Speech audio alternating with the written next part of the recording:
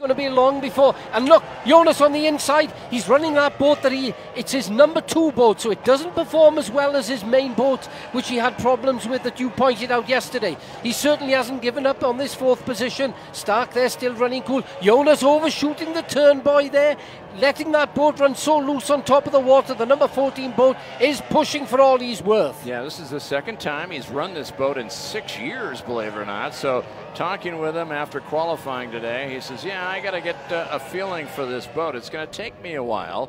And that's great for Jonas Anderson and all his fans that are here cheering him on. He missed the World Championship last year by 10 laps. He had the championship in his pocket. He almost became a 2-time world champion.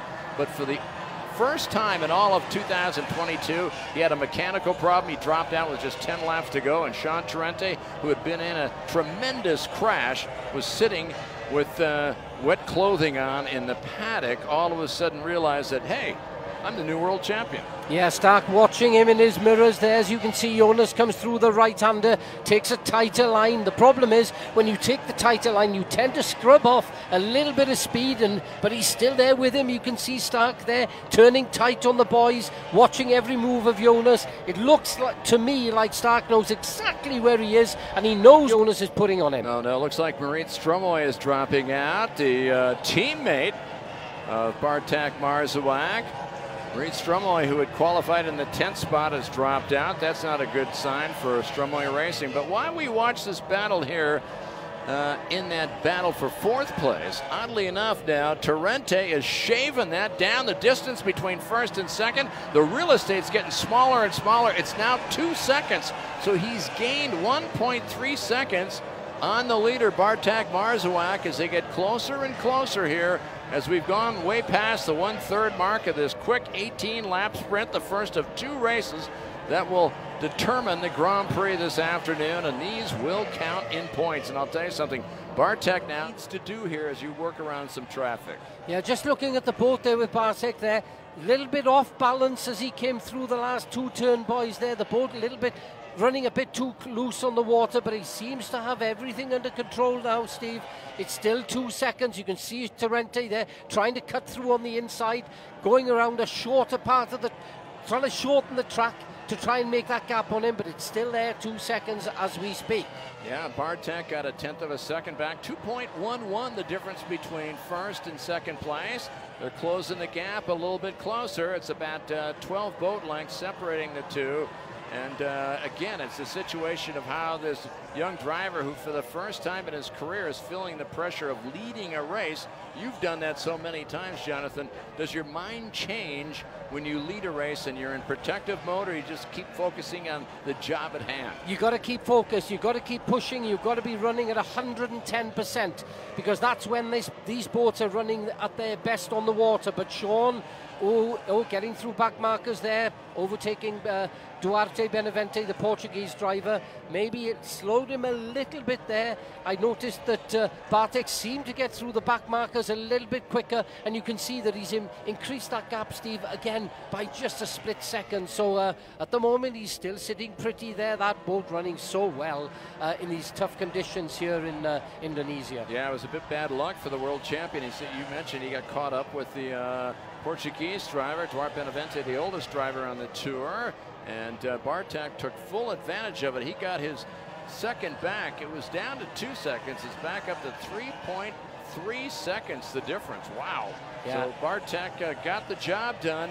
So we know this young man who is from Poland can figure out that he can handle the pressure of being in a #1 spot. At least he can so far. We're halfway through this race.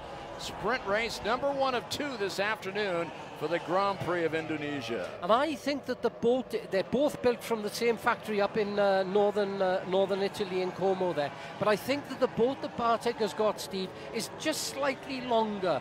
And that means that when the conditions get rougher as the race goes on, maybe his boat is better suited. You can see he's gaining again on Sean Torrente in that second. Is he having an easier ride? Is he able to point over down toward turn #9? Now it's a front straightaway of 520 meters. These are 9 turns, 2 right-handers, very unusual, very technical in nature.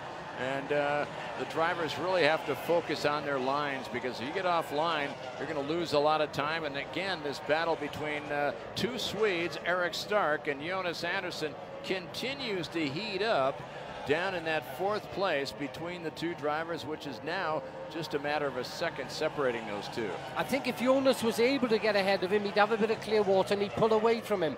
But as you can see, look, as Stark turns there, Jonas is getting all the wash and the spray and finding it quite difficult to actually see as he tries to improve and close that gap with Stark. Philippe Shep, there you see second alone. This is his brother-in-law, or I should say his ex-son. And he's a good qualifier, but getting him up there. Now, really, Peter Morin, in the past, he's been 7 top 5s in his last 11 races, so he knows how to finish up in the top 5. He's doing his best to do it right now. He's in his 6th spot. And he's, of course, we've got to bear in mind that he's running a new boat here this weekend. He has not run it in the past. It was the boat of Philippe Chiappe, 2-time world champion. Although I spoke to him after practice and he said it's a lot lighter on the water. It seems to accelerate a lot better, but it's just going to take me a little bit of time to get into the groove and know the limits of that boat. Wow, the difference in speed between the top two, as you saw it on your screen a second ago, just 3.9 seconds separating 1-2, and then the cushion between boat battle up in the front, and then Celio is pretty much by himself, 5 seconds ahead of Eric Stark, but we're all watching the Eric Stark, Anderson, Peter Morin battle. 3-boat battle for 4th place, and that's only separated by about 2.5 seconds. Yeah, pretty even Stevens there, isn't it, Steve? There's about a second between Stark and Anderson, and you can see that the French driver Peter Morin trying everything he can. He's on the inside, outside, just trying to close down that gap between himself and Anderson. And again, back markers coming into play, Steve, for these 3 drivers. We could see a change if some of the slower drivers don't get out of the way for 1 or 2 of these drivers. We talked about 4 different rookies this year fighting for that prestigious Rookie of the Year award. And right now, Ahmed Al-Fahim, who is the teammate of Eric Stark on that victory team, doing well. He's up in the, we take a look, he's in the 8th spot, just ahead of the American Brent Dillard with the CTIC China team, who's in the 9th position. Yeah, just looking back as well, looking at the first 3 there, Sami Celio doesn't seem to have the pace of the 2 front drivers, does he, Steve?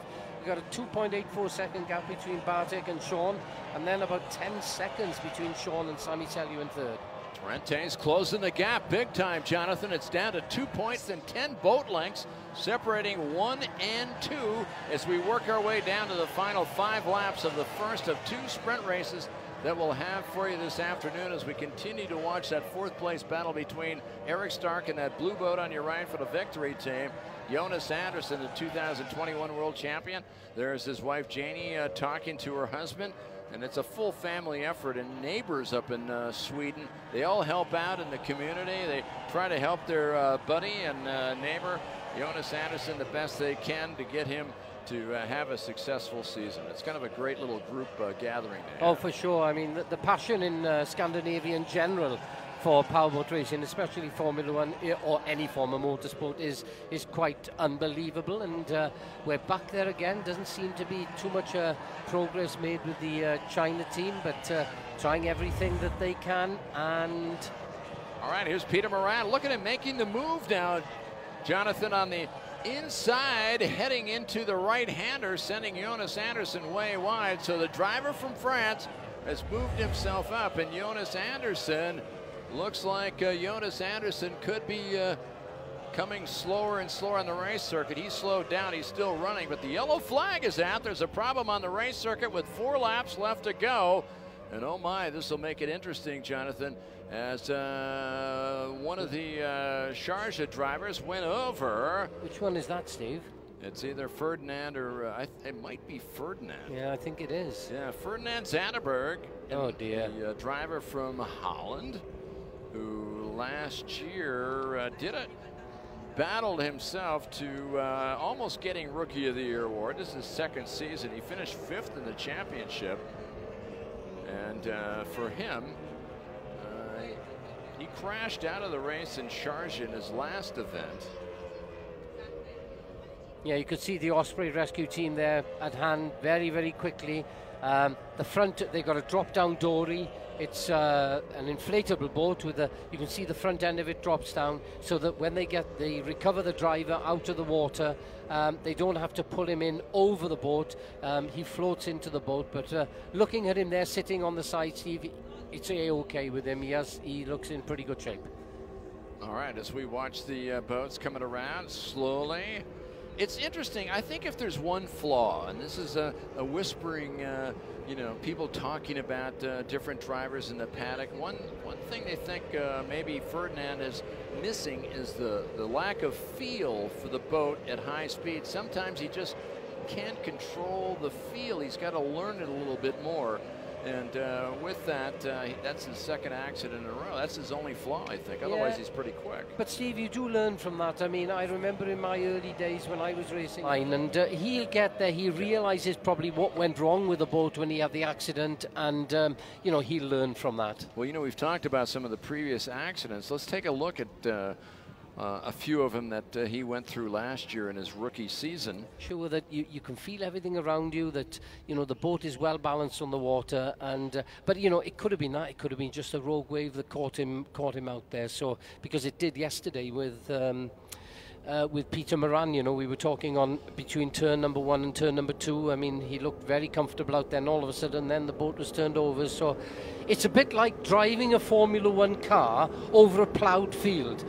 Formula 1 cars, when they're on a track, it's all nice and calm and flat. Yes. But the problem here is that every lap that these drivers go round with these boats, the conditions change all the time. You get the rollers coming in from the far end of the circuit, and it does catch them out from time to time. So that might have been just a bit unfortunate for Ferdinand there, that he was caught out by some pretty rough conditions. All right, Jonathan, we come back to this reality, our dirty little secret. Why? Because we are at a restart. Why? Because your leader, Bartek Marszalek, is side by side with Sean Torrente in that battle for the lead that's coming up. And we saw what happened in Sharjah in that early portion of the race. And those two got together, and Bartek was lucky enough to stay flying, and Sean Torrente went flying, nosed it in, and crashed his boat. Now, they don't know where they're going to restart this race on the track.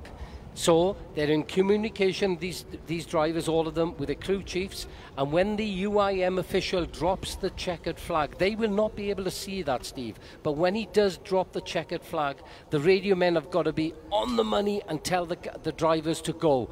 Coming around now, 2 laps to go, Steve. This is one of the longest straights. Is this where they're going to restart the race? Well, as the officials wait to make sure everybody crunches up, he's holding the green flag in his hand. Luis Ribeiro from Portugal, a UIM official. We anticipate the start. Green flag, we're back underway. And less than 2 laps to go, and here we go. The battle for the front is on in earnest. Torrente on the outside, trying to push as hard as he can with Bartek.